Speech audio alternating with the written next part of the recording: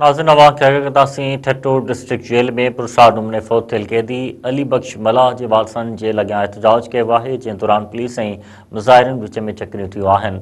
ठट्टो मां ख़बर अवां ताईं पहुचायूं पिया, जिते डिस्ट्रिक्ट जेल में पुरसाद नमूने फौत थियल कैदी अली बख्श मलाह जे वारसनि जे लॻियां एहतजाज कयो आहे। एहतजाज दौरान पुलिस ऐं मुज़ाहिरनि विच में चकरियूं थियूं आहिनि। जा वधीक तफ़सील मालूम कयूं था। उमर कुंभार टेलीफोन लाइन ते मौजूदु आहे। उमर कुंभार, कहिड़ा तफ़सील आहिनि आगाह कजो।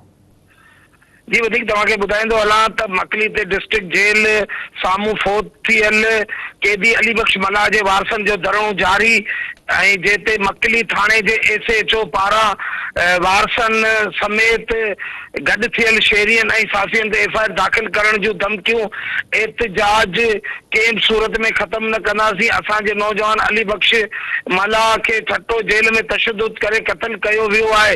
ज़िम्मेवारनि ख़िलाफ़ केस दाख़िल करे असां सां इंसाफ़ कयो वञे। फोती कैदी अली बख्श मलाह जी बेवा हुस्ना मलाह ऐं मैसूम पुट असद अली ऐं ॿियनि ॿारड़नि जूं दाऊं ऐं दाऊं कदड़नि ते पुलिस लठबाज़ी करे ऐं मासूम ॿारड़नि ऐं औरतनि खे घेलींदी रही।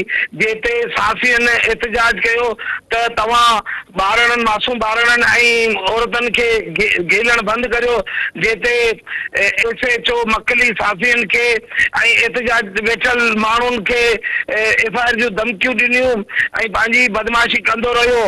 ठट्टो जेल में फोत थियल कैदी अली बख्श मलाह जो केस जेल इंतज़ामिया ते दाख़िल करण लाइ वारस 2 कलाकनि खां धरणे ते वेठल आहिनि। वारसनि ऐं पुलिस में चकरियूं जारी, जॾहिं त पुलिस पारां साथियुनि खे बि धमकायो पियो वञे ऐं धरणे में आयल जेके समाजी धुरियूं ऐं शहरी आयल आहिनि हुननि जूं पुलिस सां चकरियूं थी रहियूं आहिनि। जी उमर कुंभार, महिरबानी तफ़सील ॾियण लाइ।